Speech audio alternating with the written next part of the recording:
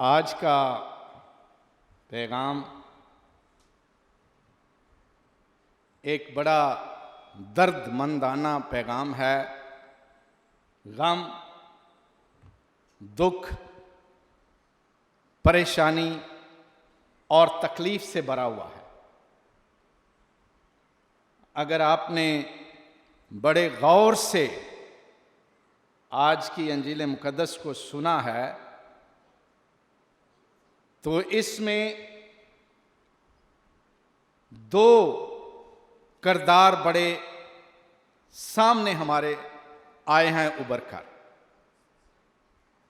पहला किरदार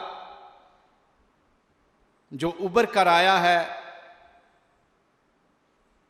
वो है यीशु मसीह का, और उसके बाद दूसरा बड़ा किरदार जो सामने आ रहा है वो है एक बेवा का।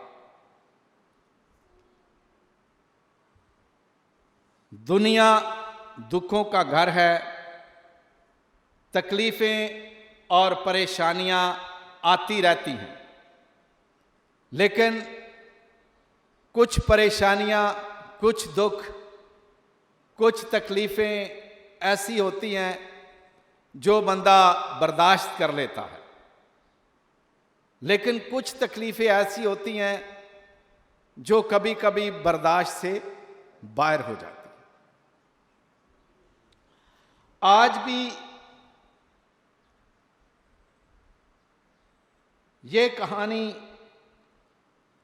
जो हमारे सामने रखी गई है पाक कलाम में से बड़ी दर्दमंद, बड़ी दुखी और बड़ी तकलीफ देह है। हम सुन रहे हैं कि यीशु मसीह जगह जगह खुदा का कलाम सुनाते, मोजज़े करते, लोगों को अच्छा भला करते आ रहे हैं। आज वो एक ऐसे शहर में आए हैं जिसे नाइन का शहर कहा जाता है, और जब तक खुदा का पाक कलाम इस दुनिया में कायम और दायम रहेगा, दुनिया रहेगी, अंजील की बशारत होती रहेगी, नाइन की बेवा का वाकया सारी दुनिया में किसी ना किसी तरह सुनाया जाता रहेगा। और इस सुनाए जाने में बहुत सारा अमल जो है वो सबक के तौर पर हम लोगों को दिया जा रहा है कि हम किस तरह इस सबक को आगे बढ़ा सकते हैं। लिखा है कि यीशु मसीह जब फाटक पर पहुंचे तो लोग एक मुर्दा शख्स को दफनाने के लिए ले जा रहे थे। यह एक मातमी जुलूस की तरह जा रहा था। आगे आगे जनाजे की चारपाई है और पीछे लोग जा रहे हैं।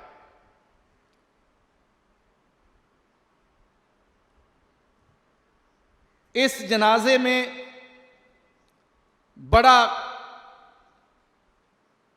दुख भरा सा समा है। पहली बात कि इसमें बेवा का जिक्र है और उसके साथ एक बड़ा जिक्र है लफ्ज अकलौता बेटा, यानी जिसका एक ही बेटा हो।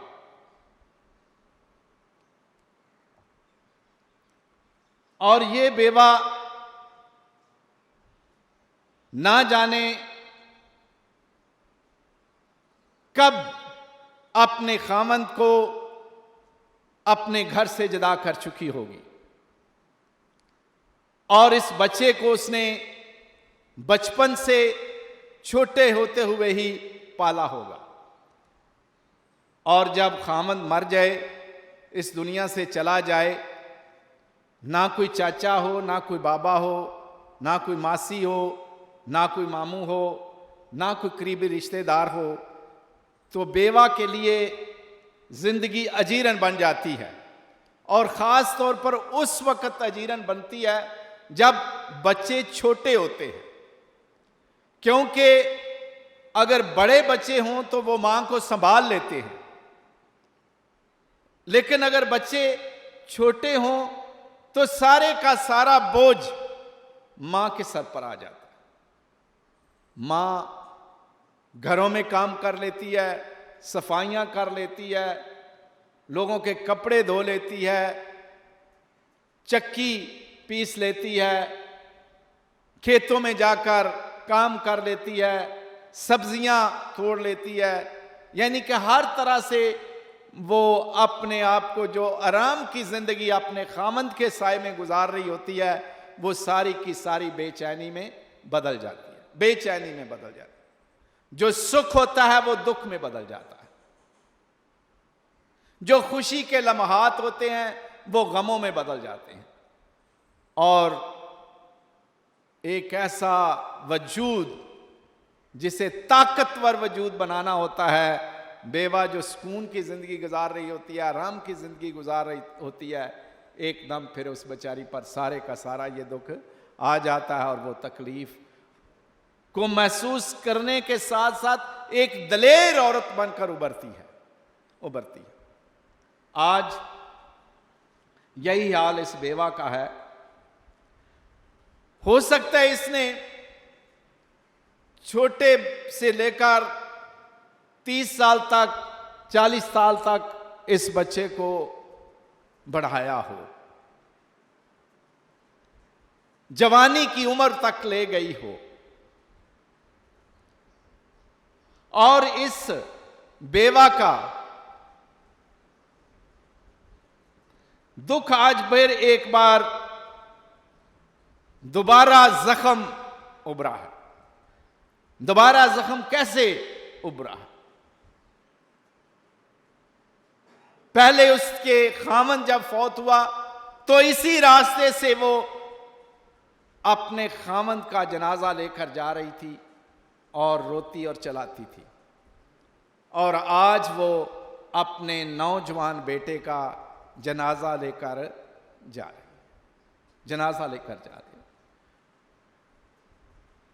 लोग छोटे छोटे गमों पे गश खाते हैं, रो रो कर नहाल हो जाते हैं और गश खाते हैं, बेहोश हो जाते हैं, दंदने पड़ जाती हैं रास्ते में।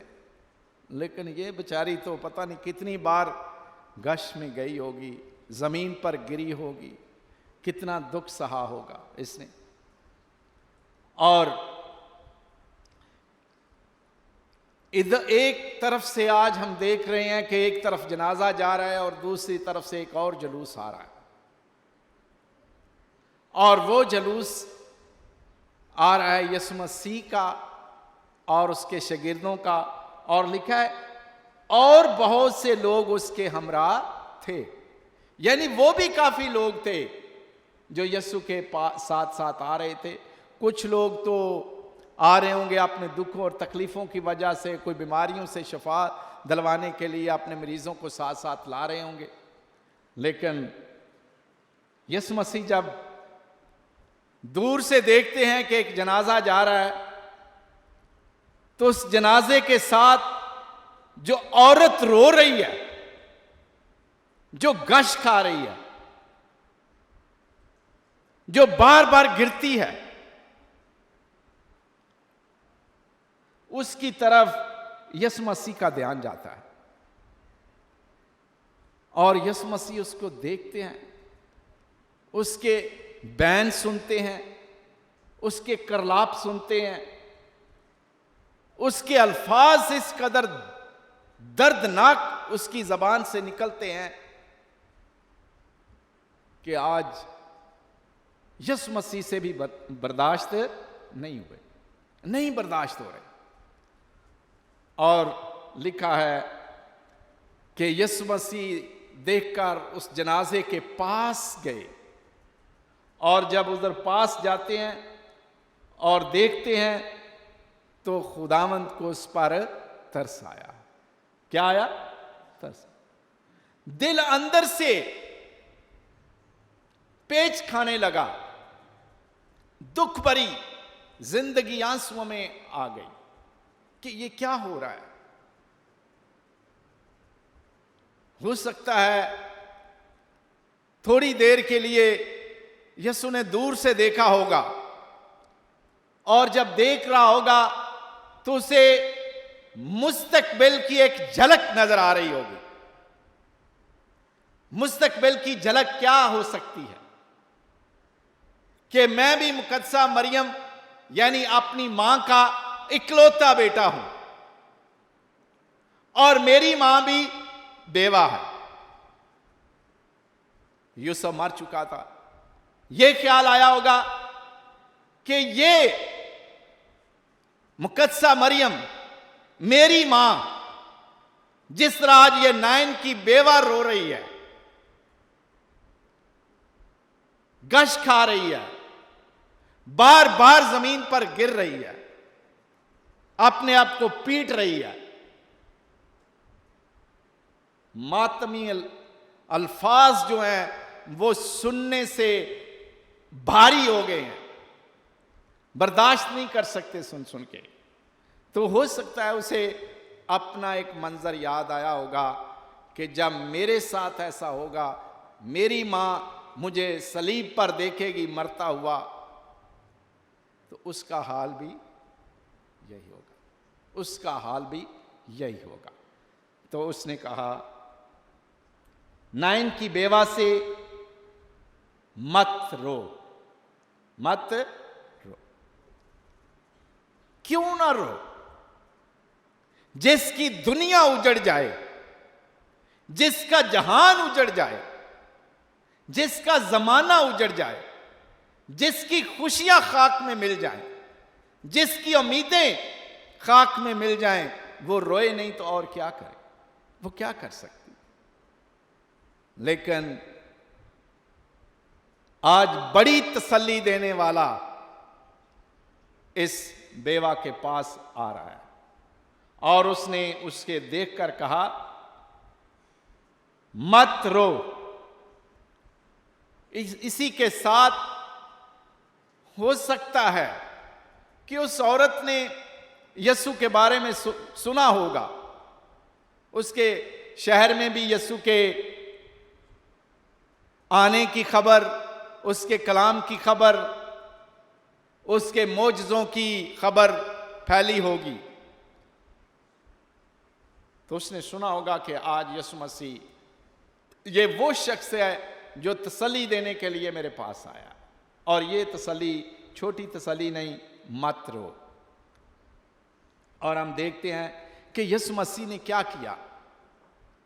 यीशु मसीह ने जनाजे को रोका और जनाजे वालों से कहा, जो चारपाई को उठाए हुए थे, उनको कहा रोक दो, जमीन पर रख दो इस चारपाई को। और जब चारपाई जमीन पर रखी तो कितने बड़े ईमान के साथ और कितनी बड़ी कुदरत के साथ और इख्तियार के साथ यीशु ने कहा, ऐ नौजवान, मैं तुझसे कहता हूं उठ, मैं तुझसे कहता हूं उठ। ये अल्फाज कई लोगों के लिए उस वक्त अजीब से होंगे कि यह मुर्दे को कौन जिंदा कर सकता है, कौन इसमें जान डाल सकता। लेकिन लिखा है, जो ही यीशु ने हुक्म दिया कि ऐ नौजवान, मैं तुझसे कहता हूं उठ, तो लिखा है वो मुर्दा उठ बैठा और बोलने लगा, उठ बैठा और बोलने लगा। यही चीज देखकर, इस मोजसे को देखकर, वो मां जो करलाप कर रही थी, रो रही थी,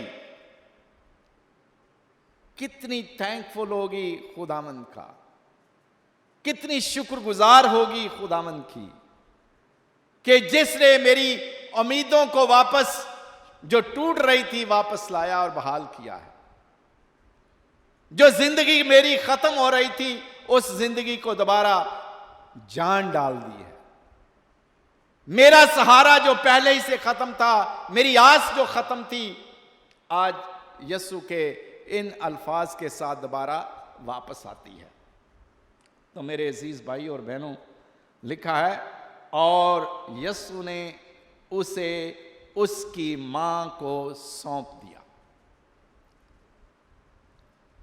यीशु ने उसे उसकी मां को सौंप दिया।